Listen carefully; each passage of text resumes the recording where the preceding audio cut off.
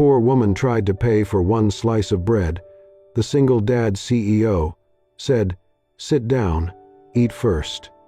The late afternoon sun slanted across the quiet street, casting golden streaks through the windows of a small sandwich shop nestled in a sleepy neighborhood. The shop was modest, just a few wooden tables, the faint scent of fresh-baked bread in the air, and the low hum of a radio playing something old and soft. The door creaked open, letting in a gust of chilly wind and a slender young woman with blonde hair tied in a neat bun, her shoulders drawn tight against the November cold. She held the hand of a 5-year-old girl with bright eyes and rosy cheeks, bundled in a second-hand coat, wearing a pink dress that fluttered just below her knees. The girl looked up at her mother with quiet trust, though her small stomach had been growling since morning. Elara's eyes scanned the shop nervously. A few patrons looked up, then back to their meals. She guided her daughter, Mila, to the counter and stared at the chalkboard menu. "Hi," she said softly, barely above the hum of jazz music overhead. Could I just get one slice of bread, please?" The man behind the counter hesitated. "We don't sell slices, ma'am, just full sandwiches." Her fingers trembled as she reached into her coat pocket and pulled out a few worn coins, some nickels, a quarter, a couple of pennies. She counted them out quietly. "I only have 87 cents, she said, cheeks flushed. "It's all I have today." Mila tugged at her sleeve, her eyes drawn to the tray of warm rolls behind the glass. Elara gave her a small smile and brushed a strand of hair from her forehead. Her own stomach was empty, but that wasn't new. She had grown used to the hollow feeling. The shopkeeper looked apologetic. "I'm sorry, I really am, but I can't sell a slice. It's just not how we—" "Sit down, eat first." The voice came from the corner of the shop, calm, steady, firm. Elara turned. A man sat alone at a table by the window with a half-eaten sandwich and a bowl of soup. His dark gray suit looked slightly rumpled, his tie loosened. His hair was tousled, as if he'd run his hand through it one too many times. His face was kind, with steady eyes, not flashy or loud but grounded, someone who carried quiet strength. "Please," he said again, more gently this time. "You and your daughter. Sit, eat." Elara hesitated. Her pride told her to decline. But then she looked down at Mila, who for the first time in days was smiling. A small, radiant smile that reached her eyes. Elara nodded. The man gestured toward his table. She guided Mila over, carefully settling her into the chair across from him. The shopkeeper, relieved, quickly brought a plate of warm bread, butter, and 2 bowls of soup. "Thank you," Elara whispered as she sat. Mila swung her legs in excitement. The man extended a hand. "Callum," he said. "Elara," she replied, her fingers still cold as she shook his hand. "And this is Mila?" he asked, looking at the little girl kindly. "Yes, she's 5. Mila grinned. "I like pink, and soup." Callum chuckled. "Excellent choices." Elara watched as Mila eagerly dipped her bread into the soup and took a huge bite, her eyes fluttering shut in bliss. A wave of emotion rose in Elara's chest, relief, gratitude, and something deeper. Her eyes welled, and she quickly turned her head, pretending to rub something from her cheek. Callum didn't speak. He simply returned to his sandwich as if this were all ordinary. But there was something in his gaze, gentle, observant, like he understood without needing to ask. Outside, the sun slipped beneath the horizon. Inside, at a table near the window, a stranger's simple gesture fed 2 empty stomachs and began to warm a heart that had almost forgotten what it felt like to be seen. Callum waved over the server quietly and asked for another bowl of hot soup and a sandwich, this time with extra cheese for Mila. The little girl had already finished half of her bowl, the warmth slowly returning color to her cheeks. Elara sat upright, her posture still hesitant, as if she were waiting for someone to tap her on the shoulder and tell her this moment wasn't meant for her. "Do you live nearby?" Callum asked gently. his voice low, almost conversational. Elara hesitated. Then she nodded slowly. "A few blocks down. We're staying at the Old Harbor Motel, just until I can find something more stable." He didn't interrupt or ask for more details, just nodded. The new bowl of soup arrived, steaming, with a soft roll on the side. Callum pushed it toward her. "You don't have to," she began. "I know," he replied. She gave him a small, grateful smile and picked up the spoon. "I lost my job 3 months ago," she said, almost in a whisper, as though saying it too loudly might make it more real. "I used to work as a quality tech at a food production facility, but the company downsized. Since then, I've applied everywhere I could, supermarkets, warehouses, office cleaning, but nothing yet. And rent at a real apartment." She trailed off. Callum's face didn't change, but his eyes held a quiet sympathy, steady and kind. He didn't flinch, didn't offer pity, just listened. Elara went on, her words slowly finding rhythm. "I sold most of what I had, jewelry my mom gave me, my old laptop, even Mila's toys, just to make it through the weeks. I didn't tell her why we had to move. I just told her we were going on a little adventure." At that, Mila looked up from her bowl. "I like adventures," she said cheerfully, completely unaware of the weight her mother carried. Then, in a gesture so pure it stopped the air between them, she tore a piece of bread from her roll and placed it carefully on her mother's plate. "For you, Mommy." Elara's lips trembled. "Thank you, sweetheart." Callum watched silently. Something in his chest tightened, not out of sadness, but in awe. There was something unbreakable about the quiet dignity Elara carried, even in hardship, and the generosity of a child with so little, offering her only piece of bread, touched him in a place he hadn't felt in years. Mila giggled when the melted cheese stretched from her sandwich to her chin. Callum offered her a napkin, smiling as she wiped her face clumsily. When the meal was nearly done, Elara glanced at the few remaining coins still in her coat pocket, the ones she had tried to use earlier. She pulled them out, pushed them gently across the table. I know it's not enough, but please, at least let me pay you back for the bread," she said softly. "I can't take more than I've already." Callum looked at the coins, then back at her. With one smooth motion, he pushed the coins back across the table and said with calm certainty, "I do not take money from people who know how to share, even if it's just a piece of bread." Elara blinked, her throat tightened. She didn't know what to say.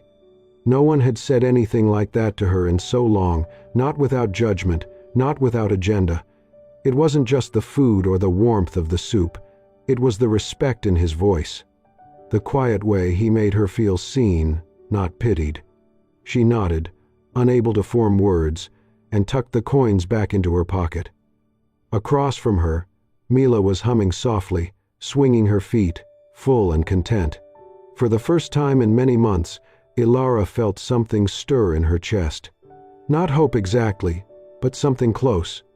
Something that felt like being human again. The sky outside had already turned a smoky shade of blue as Callum stepped out of the sandwich shop. Elara and Mila had walked off in the other direction, their silhouettes fading into the quiet evening.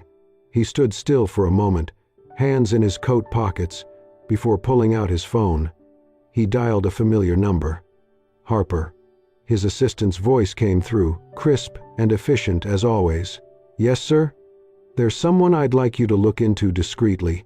Her name is Elara, no last name yet. She has a daughter, Mila, about 5 years old. They're staying at the Old Harbor Motel. She mentioned working as a quality tech before being laid off. I need to know her full work history, certifications, anything relevant." A brief pause. Then Harper replied without a trace of surprise. "Understood. I'll start tonight." Callum hung up without another word. Back inside the shop, the server was clearing the table when Callum noticed something folded neatly by Elara's seat.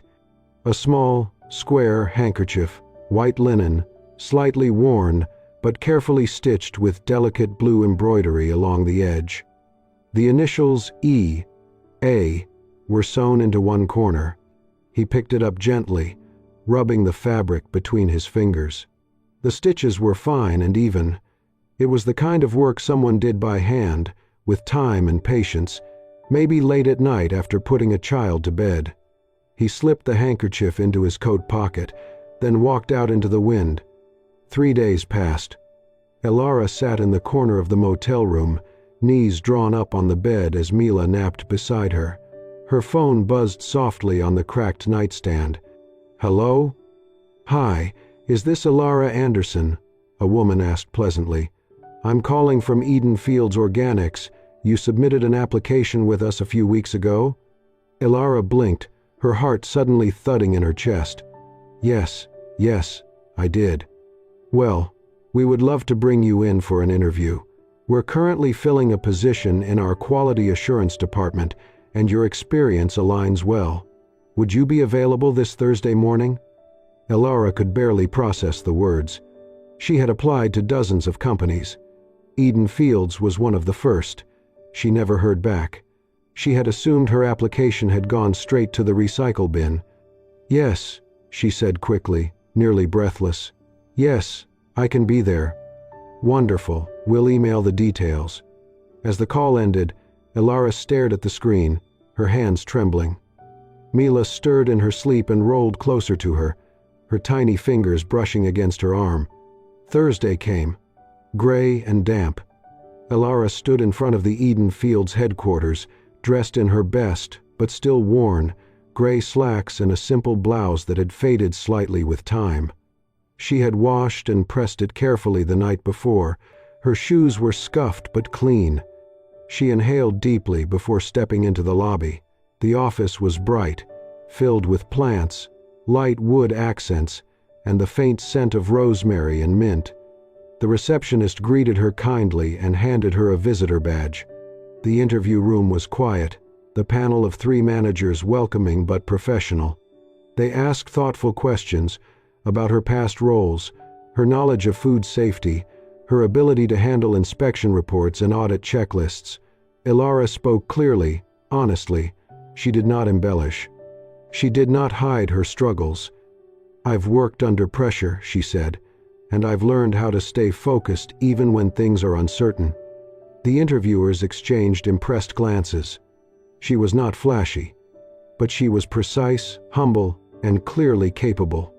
What Elara did not know was that her resume had landed on that table again because someone had quietly recommended her, someone whose opinion the company took very seriously.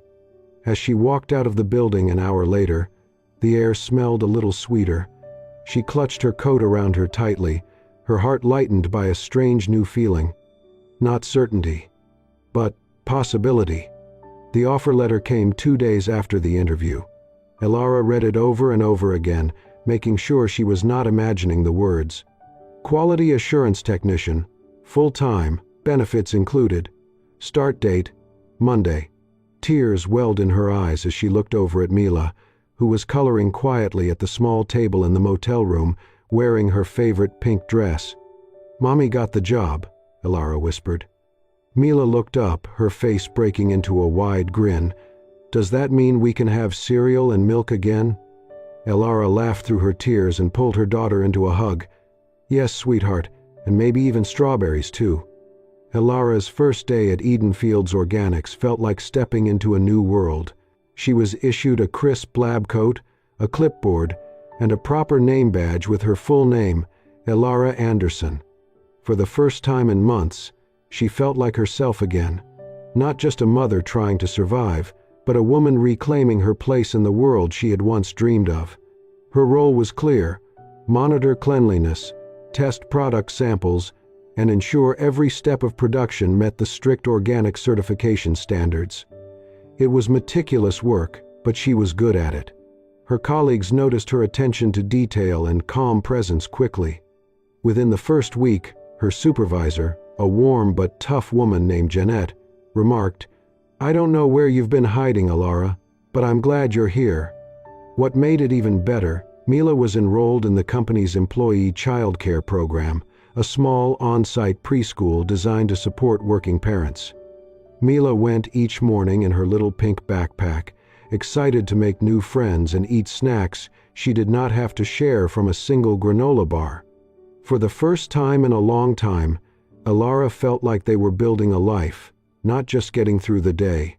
What she did not know, what no one mentioned, was that the man who had helped her in the sandwich shop was the CEO of Eden Fields himself. Callum rarely visited the headquarters. He spent most of his time overseeing the supply chain operations, visiting farms, or working from his private office in a different district. His presence was respected but remote, like a quiet guardian watching from a distance. One Thursday afternoon, Elara agreed to cover an extra shift. A small delivery mix-up had caused delays on the production line, and Jeanette asked her to stay a little longer to supervise the final inspection. Mila, meanwhile, had been picked up from the preschool room by a temporary intern who had been assigned to wait with her near the employee entrance. But a miscommunication, just one forgotten handoff, left Mila momentarily alone when the intern was called inside for a question. When Callum arrived at the facility that day for a surprise walkthrough, he stepped out of his car and immediately spotted a small figure sitting by the main gate, clutching a pink backpack, her cheeks streaked with quiet tears. He walked slowly toward her, kneeling to her level. "Hey," he said softly, "are you okay?" The girl looked up. Recognition dawned in her eyes. "You're the sandwich man," she said with a sniffle. Callum smiled. "I am. And you're Mila, right?" She nodded. "I lost Mommy." He offered her a bottle of water and extended his arms. "Would it be all right if I carry you somewhere safe while we wait for her?" Mila didn't hesitate. She lifted her arms up, and Callum gently carried her inside, holding her like she was the most precious cargo in the world. In the security office, he sat with her, asking about her day, listening to her talk about her pink crayon and how she named it Princess Daisy. 10 minutes later, Elara came rushing down the hallway, her heart pounding, eyes wide with panic. The moment she saw Mila sitting calmly in Callum's lap, her knees nearly gave out. "I'm so sorry. I didn't know she wasn't with the staff," I thought. "It's okay," Callum said gently, standing and handing Mila over. "She's safe, and she's a very brave girl." Elara looked at him, stunned. You work here?" His smile was modest. "In a way." She held Mila tightly, overwhelmed by relief and a strange emotion she could not name, something between gratitude and the sudden awareness that this man had appeared in her life twice, both times when she needed someone the most. The days at Eden Fields grew longer as the holiday season approached, and with them came a quiet but noticeable shift in how Elara and Callum crossed paths. It began with brief exchanges during staff appreciation events, company lunches, harvest celebrations, small town hall meetings. Each time, Callum would greet her with the same calm warmth he had shown in the sandwich shop, always giving her the space to speak first, never making her feel small. At first, Elara thought he was just being kind the way he had always been, but then she started to notice the little things. A new set of coloring books and crayons appeared in Mila's cubby at preschool, wrapped simply in brown paper. Another day, there was a small cup of strawberry yogurt, Mila's favorite, left with her name written in careful handwriting. No sender, no notes. Elara asked the teachers, but no one had seen who left them.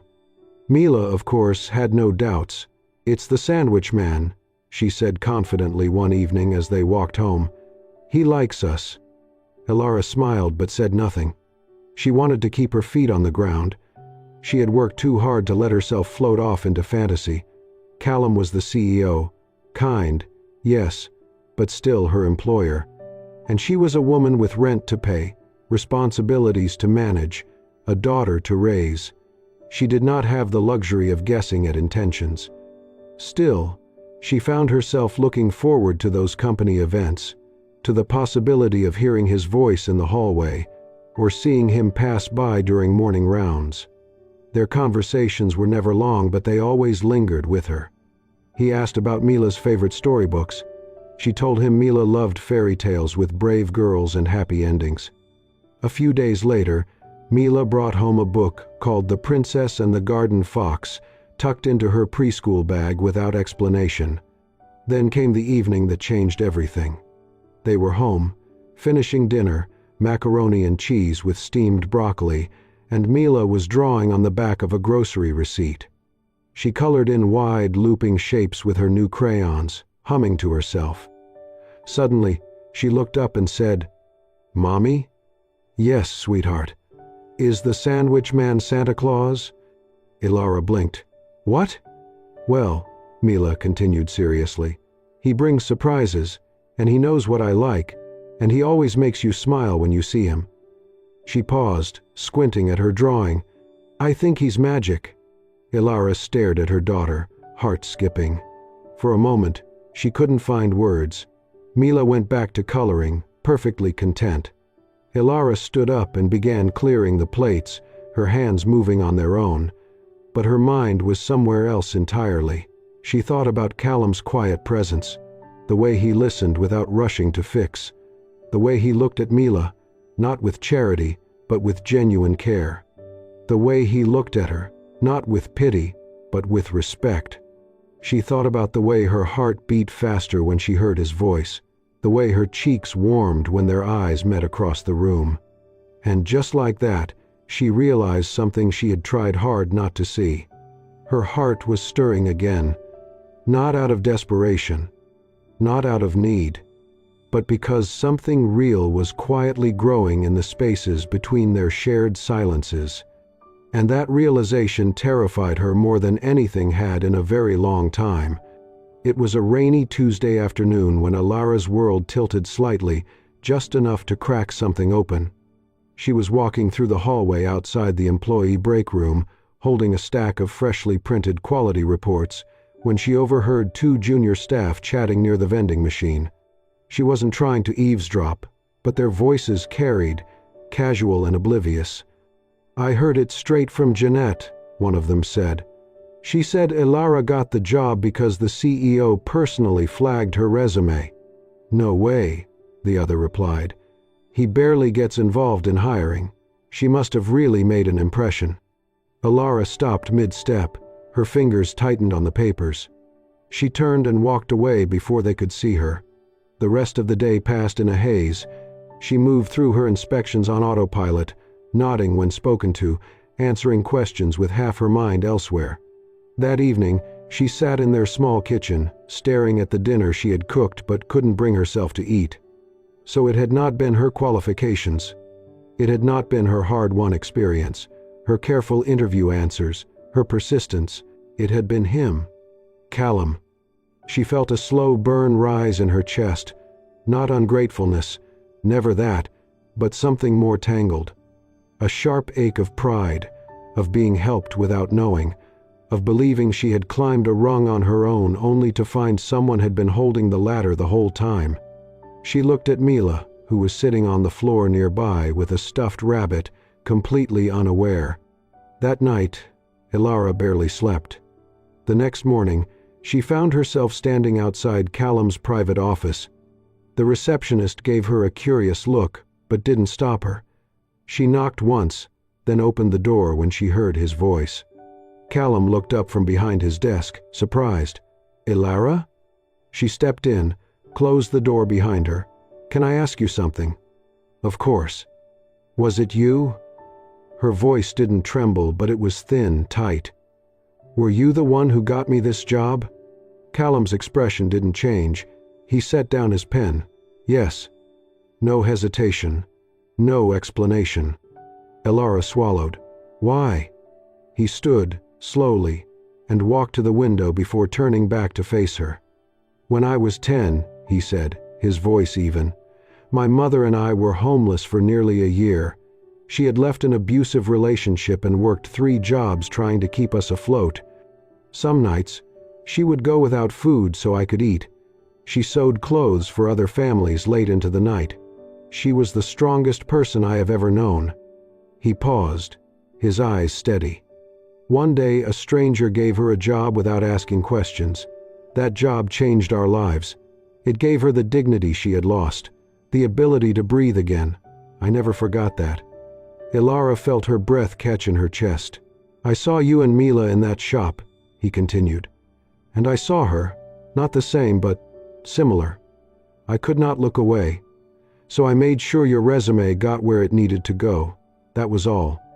Elara stood still, her arms wrapped around herself like she needed to hold something in.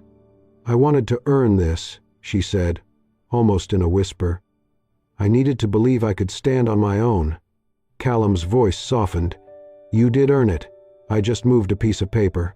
You showed up. You convinced them. You do the work. Her lip trembled. I didn't want to feel like someone's project, she said. You are no one's project, Elara. Silence fell between them. And then, slowly, tears filled her eyes, not from anger, but from the overwhelming weight of being seen, truly seen, and still respected. She covered her mouth with one hand and began to cry, quiet, aching tears. Callum took a step forward, but didn't touch her. He just stood close, offering his presence the same way he had that day in the sandwich shop. And in that moment, Elara realized this man had never tried to rescue her. He had simply refused to let her be invisible. It was a quiet Wednesday afternoon when Mila sat at the tiny table in the corner of her preschool classroom, gripping a pink crayon in one hand and her stuffed rabbit in the other. The teacher, Miss Riley, knelt beside her as Mila leaned in close, whispering something shyly. Can you help me write a letter? She asked, eyes wide. Of course, sweetheart. Who's it for? Mila thought for a second, then smiled. The sandwich man. Miss Riley smiled gently. All right then, let's write it together. Mila dictated every word carefully, her voice soft but sure, while Miss Riley wrote it neatly on a piece of lined paper, then helped Mila draw a big heart at the bottom. That afternoon, when Elara came to pick her up, Miss Riley handed her a folded sheet of paper. Mila wrote something today. I thought you might want to see it before she tries to mail it. As Mila skipped ahead down the hallway, Elara opened the letter. Dear Sandwich Man, thank you for helping my mommy and me have yummy food. You make my mommy smile now. I wish you could be my daddy. Love, Mila. Elara stopped in her tracks. The hallway suddenly felt too quiet, too still. She folded the letter carefully, holding it to her chest for a moment. Her heart thudded in her ears, loud and confusing. That night, after Mila had fallen asleep curled up in her favorite pink blanket, Elara sat at the small kitchen table, staring at the note for a long time. The words weren't hers. They came from a child's heart, simple, honest, unfiltered, but somehow they echoed something inside her that she hadn't dared say aloud. The next morning she took the letter with her to work. She waited until mid-morning, when she knew Callum would be in his office. She knocked once and stepped inside without waiting for an answer. He looked up from his laptop, surprised but not unwelcoming. Elara didn't speak. She crossed the room, slowly, and placed the letter on the edge of his desk. Then she stepped back, clasping her hands in front of her, her face unreadable. Callum looked at her, then down at the page. He unfolded it carefully and read every word. His eyes softened. His expression shifted, quiet, touched, still. When he looked up, his voice was barely above a whisper. If you'll let me, I would be honored to be that for her. Elara didn't cry this time, but she nodded, and something in the room, something old and cautious, finally let go.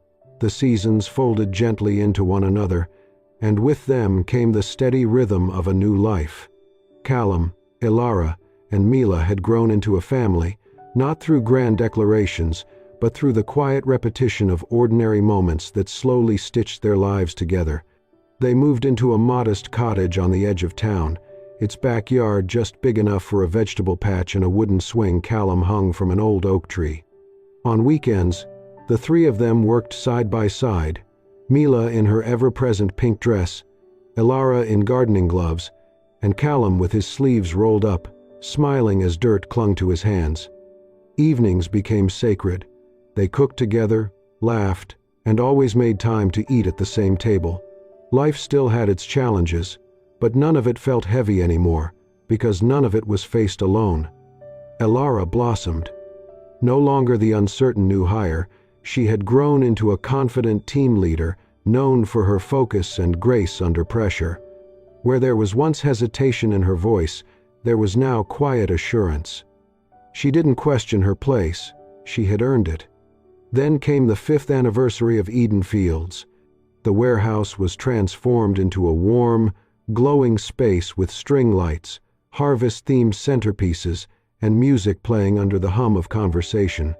Employees from across the company gathered to celebrate. Near the end of the evening, the lights dimmed, and Callum stepped onto the stage. He wore a soft gray sweater and dark jeans. No tie, no flash, just calm, steady presence. "I want to tell you a story," he began. "It happened 5 years ago, before this building existed, before we had warehouses or trucks." The room fell still. "There was a woman," he said, "who came into a sandwich shop with her daughter. She asked for one slice of bread, just one. It was all she could afford." Elara's breath caught. "That day, I saw more courage and grace in that woman than I've seen in any boardroom. She didn't ask for pity, and when her little girl offered to share her bread, I realized I wasn't witnessing poverty. I was witnessing love, the kind that teaches, quietly and powerfully." He paused, eyes scanning the crowd. He didn't name her. He didn't need to. As the spotlight drifted across the audience, it settled on Elara. She froze, eyes wide, face warm. And then, people around her began to rise, clapping not out of sympathy, but respect. Her team, colleagues, even managers stood, honoring not her struggle, but her strength. And then, from the front row, a small voice rose clearly above the applause. "Daddy." Mila, standing on her chair in her pink dress, waved both arms toward the stage, her smile stretching wide. Callum's eyes lit up as he smiled back. In that moment, everything else faded. It was just them again. Later that night, back at the cottage, they sat around the fire pit behind the house. The trees glowed gold, and the air was filled with the scent of smoke and cinnamon. They shared a loaf of freshly baked bread, still warm from Callum's Sunday routine, a quiet ritual that honored where their story began. Mila lay curled against Elara's side, nearly asleep, still holding a half-eaten crust in one hand. Callum reached across and gently tucked a strand of hair behind Elara's ear. She looked at him, eyes soft, and whispered, "Thank you for seeing me when no one else did." He took her hand in his. "I didn't just see you," he said. "I was waiting for you." The fire crackled beside them, stars blinked into the night sky, and in that small backyard, a mother, a daughter, and a man who once offered a meal sat quietly, sharing more than just food. A single slice of bread had started it all. Now, they had everything. Thank you for joining us on this heartwarming journey, a story sparked by one small act of kindness and transformed into something lasting. If it touched your heart or reminded you of the power of compassion, we invite you to stay connected. Hit that hype button and subscribe to Soul-Stirring Stories for more real-life tales that uplift and inspire. Your support helps us continue sharing the moments that move souls and light the way for others. Until next time, stay kind, stay hopeful, and remember, even the smallest gesture can change someone's world.